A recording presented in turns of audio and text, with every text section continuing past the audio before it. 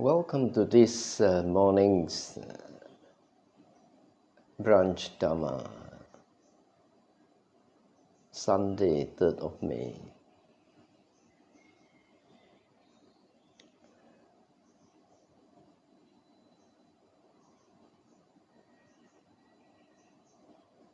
This morning I'm going to talk about trying to get onto the transcendental path. That means trying to achieve the state of an Ariya. What are the necessary requirements and how to go about it? But this morning is about what are the necessary requirements. You know, when we apply for a job or when we want to employ somebody for a top job, we got to pick someone with the necessary abilities, character, and skills. And when we are applying for a job as well, we know we won't get the job if we don't have those skills. So when you're choosing a candidate, we find out what their skills are, what their abilities are, and then we would know whether they're suitable, whether they can make a success, of that position, whether it's a manager of a company or CEO of a company, right? They must possess those skills. So we see their CV, their curriculum vitae, and in a way, say for example, if the top job is being a Buddha, then your CV is slightly different, So what's your CV? Well, the CV would read like, Paramata Parami. If you want to be a Maha-Arahant, maybe Upapa Parama Upaparami. But if you want to become just an ordinary Arahant, then you have to possess a CV of Paramis. So we need these paramis. And what are these paramis? The paramis, it means perfection, right? But the way to think of it is in terms of excellence, So paramis are excellent karmas, excellent tendencies, excellent abilities, and all those that we have cultivated in previous lives or something we have cultivated in this life. Now, to become a Buddha, of course the criteria is much higher, paramata paramis. But in the case of us who wants to end suffering, totally end suffering, we just have to have paramis. We have to have this excellence up to a particular level. Now, it is possible to develop these paramis within this lifetime as well, You must have some basic paramis, right? Although it may not come to the level, where it can take you through the transcendent path, you can still develop it in this life. Now I'm going to go through the paramis. The first two basic and important ones are dana and satya. Now this paramis is excellent for lead people to develop. Now, when you develop these paramis, it will make you successful. Whatever you do, whether you're trying to become an arahant or whether you're trying to achieve success in the worldly life. So the two basic ones that you have to have is dana, generosity, and satya, truth. You want to value truth. You want to be truthful. Now, in dana, in generosity, when you do practice dana, generosity, you learn to let go of attachment. You learn to let go of stinginess. You can let go of things.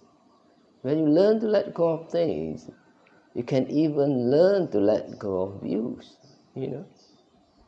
When those views do not break the 5 precepts, you can say, okay, we'll do it your way, or I accept your opinion, So dana is the beginning point. So once you have established dana to a particular level, then you can keep your sila at a different level, at a higher level. Because one of the things that break our sila is that when we want something, we can break the 5 precepts, to get those things. Or when we want to hold on to something, we break one of the 5 precepts just to hold on to those things. Right? So generosity, letting go, giving,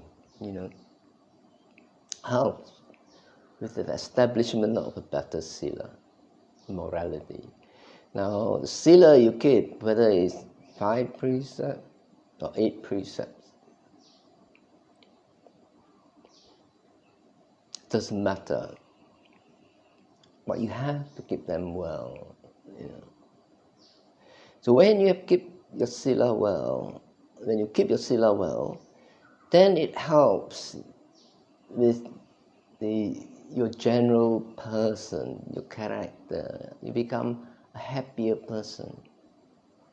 You do not have remorse. You do not have guilt about what you've done. You do not have guilt the way you live. So when you have that happiness, you have energy, you have viriya, you have effort, right? You can put effort in whatever that you wish to do, whatever you want to do, right? So your sila is the foundation for your effort. So when you have this continuous effort, an effort in a particular direction, an effort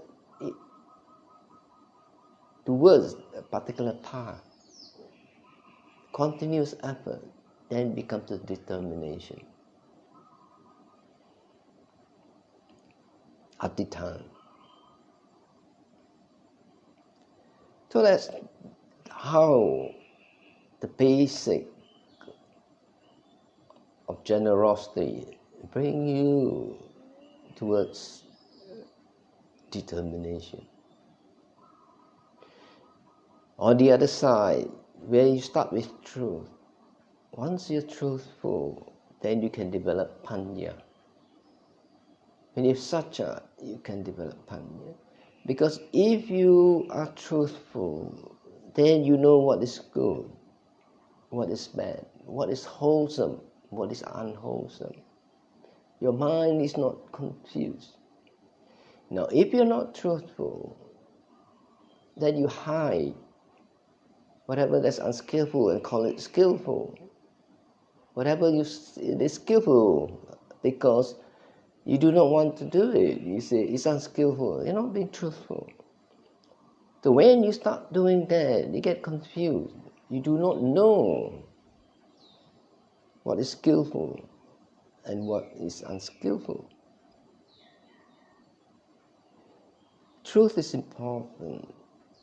If you lie to somebody, you lie to them once. But if you lie to yourself, that is throughout your life, you have that wrong view. Throughout your life, you have lied to yourself. So when you find out, yes, this is this defilement in me, this is a defilement. It is not a defilement in somebody else. Right? Then you are admitting to the truth. Once you admit to that, then you have a chance, to do something with it. So wisdom arises. You do the right thing. So with the help of satya, you have panya. And when you have panya, you know the difference between something which is wholesome and something which is unwholesome. Something which is skillful, something which is unskillful. And when you do that, and you come to know that there is benefit from skillfulness, there is loss from unskillfulness, then you go to the next stage of being able to relinquish, to let go of those that are not useful, that those that obstruct your path, that those that are causing you problems, those are unskillful. So you learn to let go. With relinquishment. When you do that, then you can come to the next stage of khanti, which is patience. Patience means letting go of impatience. So once you have established this relinquishment, this ability to let go, then you can let go of this impatience. So at its highest point in that line, we start from satya, panya, nekama, khanti. Towards the end, it is khanti and aditana, which is patience and determination that make you successful in whatever you're doing. In the forest tradition, we always talk about patient endurance. We are patient and we endure. So whatever you do, to be able to be successful, you must have patience and you must also have determination. Determination comes from putting all your effort in one particular direction. Determination means when you fail, you find another way of doing it. You don't give up.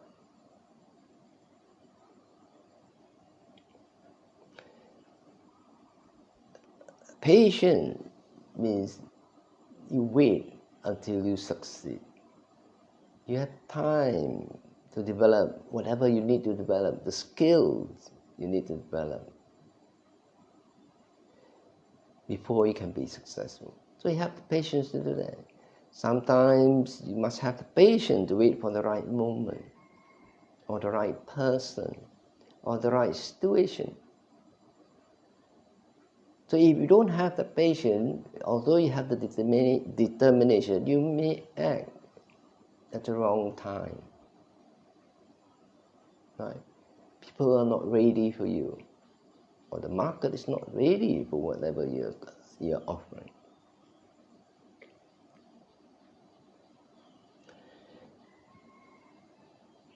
Now when you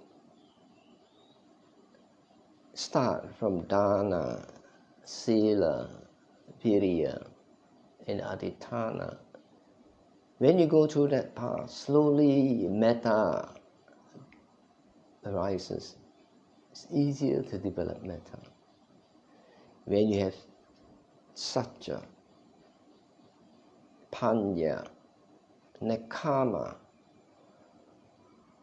and khanti, that path slowly lets upekkha arise, equanimity. So in these ways, you develop this 10 param. So you want to develop the paramis until you have patience and you have determination. Now each of these parami has to be developed, right? You cannot have 9 excellent parami and 1 missing. You have to have them at a particular level to be able to succeed. So you always examine yourself and see which is your weakest parami, right? And then develop that. When you're somebody who's enriched in that parami, right? You can stop doing that and develop the parami which you're weaker. Right? If you're doing good at giving dana, then you want to spend time on doing something else. Right? Other paramis which is weak. Truth. Maybe you're good at doing dana, but you're not very truthful. Right? So spend more effort on developing truthfulness.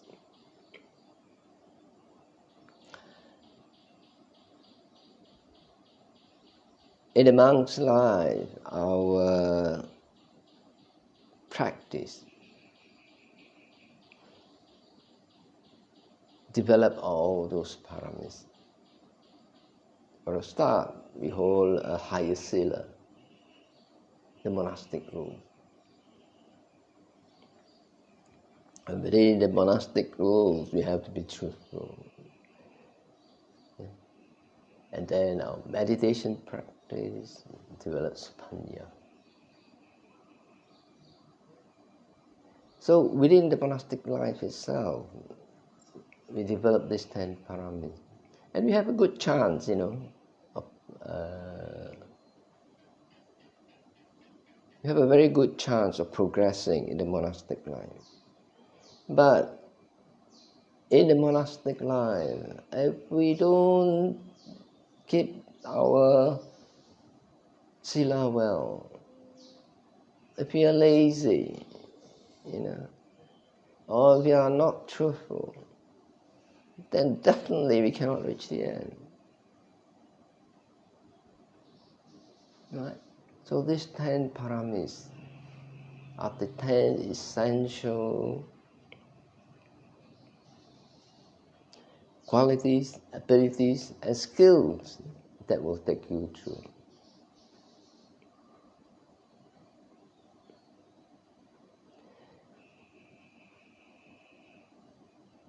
Unless you are really lacking in one particular parami, everybody can develop this parami. Right? It's some of us who have not developed it well in our previous life may have to put more effort in it in this life. Some of us who have developed it in our previous life, we just have put a little effort, or we don't even have to put much effort in it. But whatever level of parami that you have, you can certainly increase it in this life. The excellence, the parami that you need to be able to achieve the end of suffering, it's not that great, it's not that high. It's not that high. It is a normal for a person, maybe above average normal. Right? So the Buddha teaches us because he knows that we can develop parami up to this level so that we can end suffering. If we are unable to develop the parami to end suffering, it will be the waste of Buddha's time to teach it. Right? So we have to know the prerequisites, the abilities we need to have, the character we need to have, the attributes we have to have, the skills we have to have. Just like applying for a job. Right? If we have those paramis in our CV, we stand a very good chance. So you want to reflect on your parami, your weakest parami. It's good, you have a very good, excellent parami, but the weakest parami is the important one that you have to develop. So you want to reflect on that, and by listening to this Dharma this morning, you have obtained some merit. If you reflect and straighten your views, you get more merit. And now, if you transfer your merit to your departed relatives, you get bonus merit. So I'm going to chant a transference of merit. And when I'm doing it, you want to transfer your merit to your departed relatives, so it helps them in their time of hardship. Yatha varivaha pura paripurenti sagara meva ito dinam petanam upakapati ichitam patitam tumham kipamiva samijatu sape purentu sangapa chandopannaraso yatha manijotiraso yatha Sapidiyo vivajantu saparogo vinasatu mate pavanvantarayo sukidikayuko pavapiva thanasili sanicam buddha pacayina cattaro dhamma bhadanti ayuvano sukhang Bala Ratanataya Nupavena Ratanataya Tejasa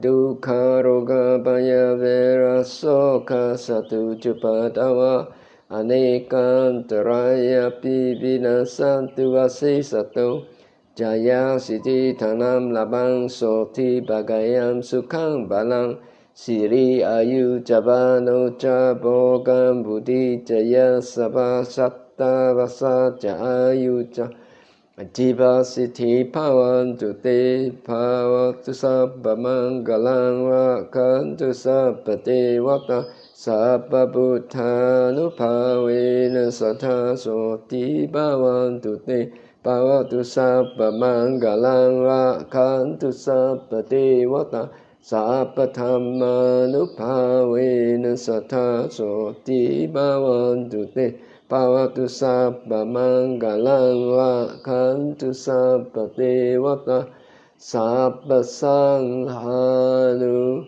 pavena satha soti